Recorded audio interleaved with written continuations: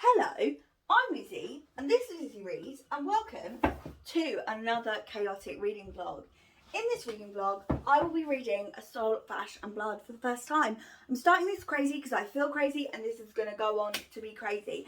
This is a spoiler reading vlog. If you have not read A Soul of Ash and Blood or anything in the From Blood and Ash universe, there will be spoilers for everything here. This is chaos.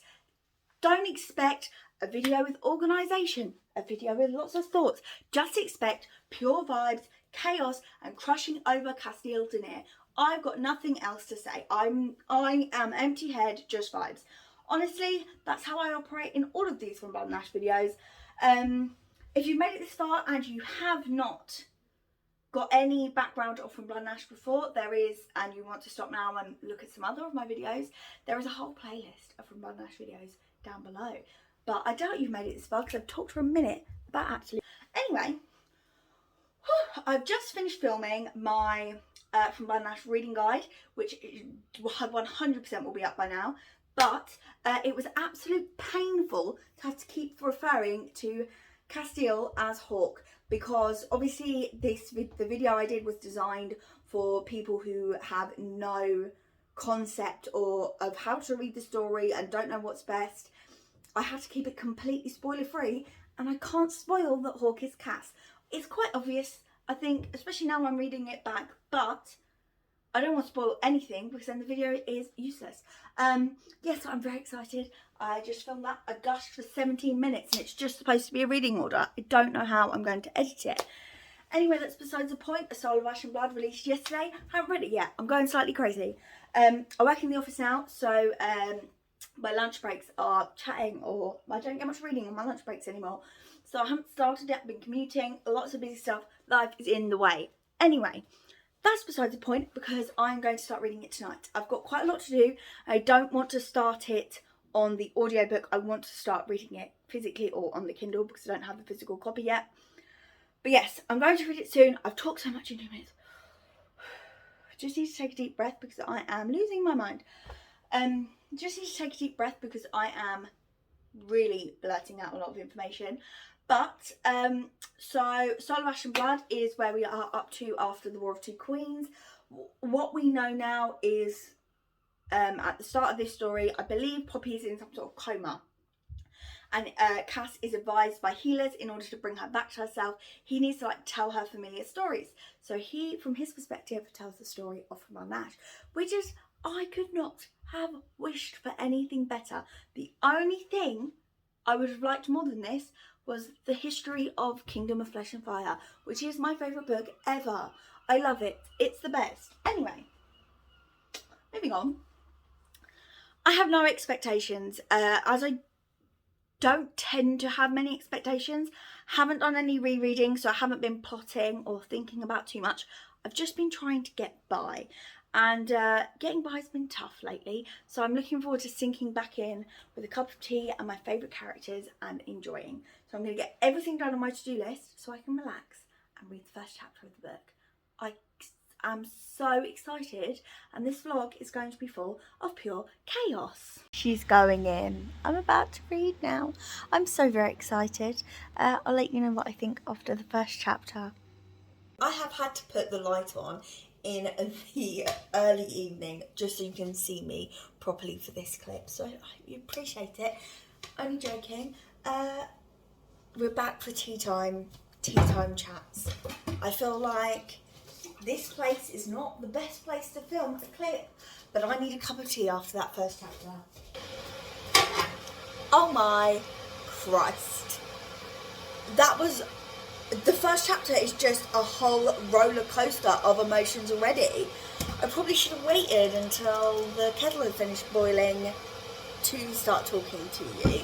The chapter jumps straight in Cass's perspective post the end of the War of Two Queens with the war, where Poppy has killed her mother, found out she's the primal of life and death or whatever, and the gods are awakening.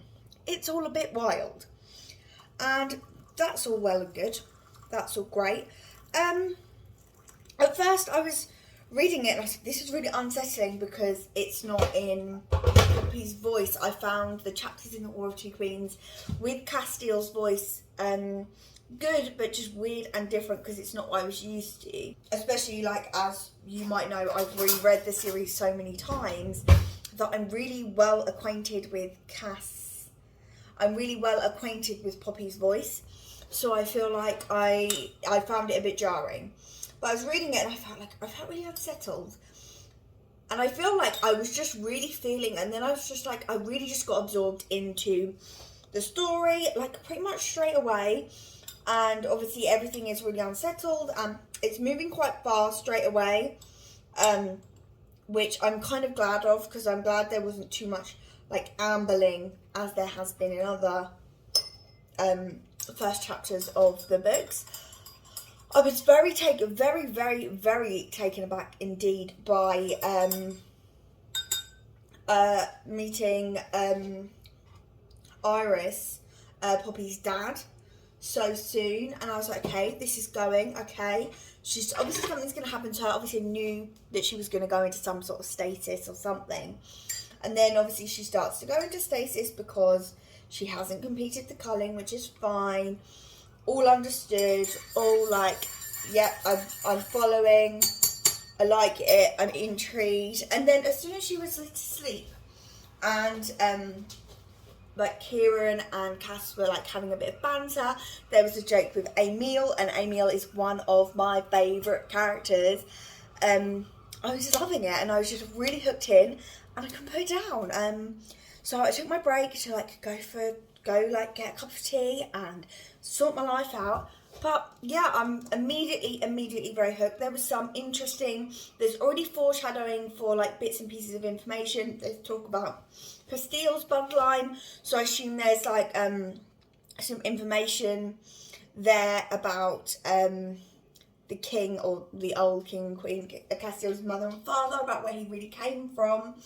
So I think there's going to be some interesting like teasing there. I doubt we'll find anything out major in the story, but it just really choked me actually, because I'm a very emotional person. I cry at everything. When he said, I'm going to tell you about how we first met and how you changed my life, and I love a declaration of love. I am a soppy bitch, alright? And the fact that Delano, another my favourite characters, they're all my favourite characters, I love them all so much, and Kieran were just sitting watching and just like really taken aback by the change in him and how it occurred. So yeah, I'm obsessed. Just a quick wrap up for the evening. I got to page 20. I got to 20%. I don't know how many pages that is, but where we are in the From Blood and Ash storyline is that Poppy has just visited the Red Pearl, and we're still on that night. So like it's after she's visited the Red Pearl. But what we found out was the envoy that he was going to meet was a meal to feed from him, because he hasn't fed in a while. And yeah, it's really interesting to see the softness in him that you didn't expect when you first found out that he was Castiel, the Dark One. But also interesting to see how it wasn't like he was on manipulation mode straight away. He was just very taken in and surprised, and really like seeking some comfort and seeking someone to be with very early on. So that was nice. It was nice to see all that. There's a lot going on, but I've just stopped at the next present section, and I probably won't read now till the morning. But yes, having the best time as always.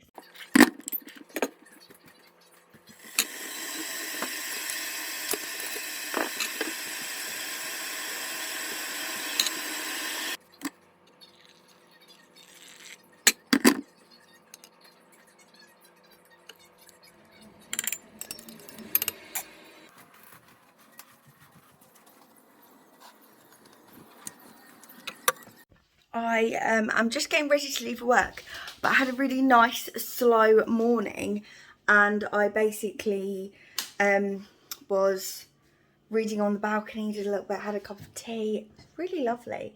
But I just thought I'd say there was mention of, does she know the truth about Shay? What truth about Shay? I'm sensing drama, but also the absolute like sadness of hearing Cass detail his self-harm experience, and I imagine this book could be quite triggering for some, but there are trigger warnings at the beginning, and it's just really making me feel a lot of emotions. But on the plus side, I'm going to work, but I might get some time to listen on my drive. I'm going to download the audiobook and listen to some driving and see how I get on. But yeah, I'll chat to you. I'm popping out for my lunch, so I've got to run an errand, so might get to chat to you then. But I'll see you later. Good morning. It is Sunday. I am reading some more. I'm at 64%. I did a little bit of reading last night. Don't think I updated you, but I'm just come to say that I am really loving this. At the beginning I thought, oh, I don't know what this can add, but I think it feels kind of like a reread with a fresh perspective, which obviously that's what it is, but in the sense that I know a lot of people don't enjoy rereads, so that's, I don't know like how like it will go down with like the wider audience, because it is very much filler, but for me personally, I love doing rereads. As I've mentioned so many times, I've reread this series so many times, so it's actually really nice for me to be able to reread the first book, which is actually my least favourite, and get so much more from it. I just really like his perspective, and I've got really used to his narrative voice. It is different than Poppy's. I think the fact that it's a retelling of the first book, or like reflecting on the first book, helps that there's not so much. But also his voice is very like much more to the point than Poppy's like perspective is. And as much as I like that, Poppy's perspective, it's so good that it's just like really like telling the story quite quickly, and adding in all the extra information, because obviously you know everything already, but it's nice to see the origins and a couple of points of perspective. One thing I did just read that I don't think, I mustn't have picked up on it in like later books, was that Cass said that the Duchess walked in and saw Poppy, Hawke in Poppy's room when she was sort of like, I don't know if comatose is the right word, but like sleeping, and just sleeping through her pain of seeing Victor die. He said that when he's talking to Poppy in the like present bit, he says, oh, it makes sense now that they knew who I was and they were sacrificing you for the cause. And I never ever thought about it that way. I never thought about it as in they figured out. I never thought about it that they figured out who Hawke was, and that Poppy was, they were like giving Poppy up to get what they wanted in the end. I thought that it was just like happy circumstance, but I can't really remember what Isbeth said. I must just be misremembering. But yeah, that was quite seen as quite a shock to me. But obviously, yeah, I'm going to get a cup of coffee and I'm going to do a few things, and then I'm going to read some more. I'm going to do a few things and then I'm going to read some more. And I'm going to do a few things and then I'm going to read some more. My day is just going to be finishing this book, and I'm so excited. I kind of don't want it to finish because it is really sad every time I finish, because it's like when there's ever there's like new content out from your fave, like something that you love so much, and then when it's over, they've got nothing left and you've got like ages to wait. But obviously this new books come out in this overarching series so often that I think I'll be okay. I don't know if you can see, but I just was welling up at this book. I don't really very often cry at books. The books I've most notably cried over are ones that I cry over films all the time. I cry a lot over films.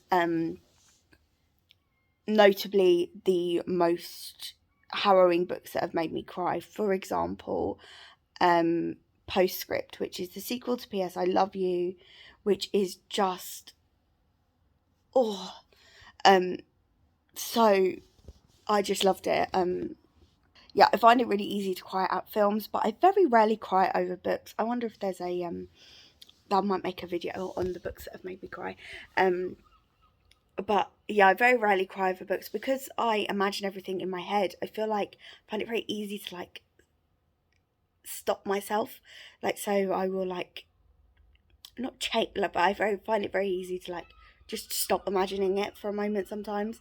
I don't know if that's like, it's a really weird way to describe how you read and how you see it in your head.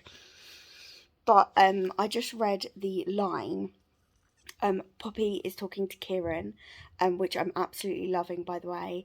I'm really loving Kieran and Cass's interactions. That's something I'm really getting from this because Kieran is one of my favourite characters ever. So yeah, I'm really loving that. And then so Kieran asks her, what would you be doing if you weren't here? And she says she would be there, like travelling.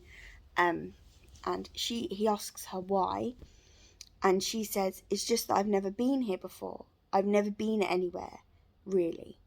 And like seeing that in Poppy's perspective is really like, just, you know, it's her reality, it's what you're dealing with, and you see it as sad, but I feel like it's so much sadder seeing Poppy's life and how restricted she is from Cass's perspective. It just feels so much more highlighted that she's living, the life that she's living is restricted, and she hasn't ever had a choice or been able to advocate for herself. And I don't know, it just made me really emotional. I feel like, I don't know, it's just really sad. I cry very easily. It's not hard. But I do feel like I am feeling, it's hard because you think when you're reading from her perspective, you can feel how sad her life is. But from Bangladesh, although she's very much trapped and she's living an awful life at the beginning, but she has like that sense of privilege because she's not starving or dying. Well, there is an element of starvation in there, but because she's not living in poverty, which a lot of the people in Solus are living in, you see the element of privilege that she has, but also she's living the beginning of her new life. She's living the excitement, whereas Castile is entering and looking at her and seeing her life for what it is, whereas she's living in the excitement of Hawke and exploring new things. I don't know if that's the right way to think about it, but it really just caught me off guard. Yeah, and I just wanted to chat about it. Also loving Kieran and Cass. I just love them so much. It's so very cute. I love it when they chat. And I think because I love them chatting on their own without Poppy, like I do love obviously their three-way conversations. No, it's nice to hear them chatting together completely without Poppy's like input or like watching to make sure that she's not hearing anything. That's one of the things I love about Cass's perspective, even in the War of Two Queens. It was so good. But yeah, I'm gonna carry on reading now. What am I up to? 71%. So I'm at 75%, and we just had another present day section, and in this section we actually got some information other than Cass and Kieran and maybe Delano chit chatting. We got the return of Malik and Millicent, and Millicent came and she was explained that she was scared that she was going to be unmade as a revenant or whatever it is. And she also said that and Malik had been out trying to kill revenants, and they found out how they can kill revenants, not just with Draken's fire but with Draken's blood as well. That's fine. But Malik and Cass had this big great showdown, like where they were arguing about everything that had happened, and it was just pure like I suppose that angst in a way, because Malik was trying to say the reason he did everything he did was for Millicent, and everything was for Millicent, and you know, what would he have done in the situation? He couldn't send word. It was all very high drama, nothing more than what I expected. But it was nice to see them have that conversation. And now we're about to get to New Haven, which is exciting. I'm really nervous for this bit, I think. Really nervous. Yes, so I was just finishing another book that I had on my to-do list today, mainly because I knew that stuff was about to get real here and I wasn't ready for it, to be honest with you. I needed a little bit of a break. So I am currently on 77%. The chapter is called This Is Real. Basically, they are about to sleep together for the first time, and I found myself the last couple of chapters since they arrived at New Haven, I was listening to them on audio whilst I was walking to do my food shopping and stuff. I found them hard to read, and that is only because I get really, really bad secondhand embarrassment. That is something that often kills me in a good book, is when I get secondhand embarrassment that all of the other characters know something that the main character does not. Obviously in this instance, Cass is aware of the little remarks that everyone at New Haven is making about Poppy, and like Poppy like waving at the people that live there, that are waving at Cass because he is the Prince of Atlantia at this time, and she thinks they're waving at them, or she thinks that they're like enamored by her. And I know that's just it's really awkward, because it shouldn't be an issue, because I know it's going to be fine. It just makes me feel really cringe. Not that the book is cringe or anything, I just get I really struggle with secondhand embarrassment. It's such an issue. Sometimes when I'm watching TV, I have to cover my, I'll have to cover my face because I can't watch something like super embarrassing. It just gives me, makes me just want to, but it's okay. Like, it's nothing to do with the book itself. I just feel like very, very invested, so it's very difficult to see. Oh, I think an ice cream van going. Oh well. Yeah, so I'm about to read the Smutty Scene for the first time, and yeah, I'll let you know how I get on. And I just love Castiel so much. She's about to find out and I'm not ready for it. I am back and ready to read the final couple of chapters, and probably have a little cry. It was very sad. I loved hearing about everything that went down from Cass's perspective. He was so violent, so very violent. Love him. Yes, he's so very violent and exacting revenge. I loved that. Watching him war with himself about what went down with Poppy is just heartbreaking. But yeah, I'm going to finish the last of it now. Oh, I can't believe it. I finished the book. I loved it. I loved it. The end was so sweet. The fucking cave. Oh, I'm so tired. He became a cave cat. What the fuck? We knew there was going to be some sort of shifting. I wonder if Poppy will shift into a cave cat. That'd be so cool.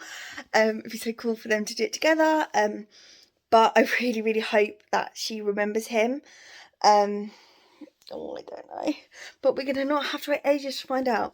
I'm like percolating all my thoughts, but I will come back to you in the morning in a few seconds for you with my full thoughts. But this is just me doing my thing. So naturally, it's been a month. I didn't wrap up this video. There's not much to say, to be honest, except for the fact I loved it. I think of it very fondly. I think of my reading experience of A Soul of Ash and Blood very, very fondly. I very much enjoyed it. I think I would potentially read it instead of Blood and Ash. At least, like, maybe next time I do a full reread, I want to annotate, so that's probably not going to happen. But I did really enjoy it. I had a great reading experience. There's not much like new information that I haven't already discussed, so I won't bore you with the details. But yes, I am very happy to have read this. Always happy to have read this. I am sure that JLA is got to be a favourite author of mine, because how else can I have loved one series so much. And I will be reading more books from Jennifer L. Armentrout soon, but I will let you know when the time comes. Thank you for watching, and I'll chat to you again soon. See you later. Goodbye.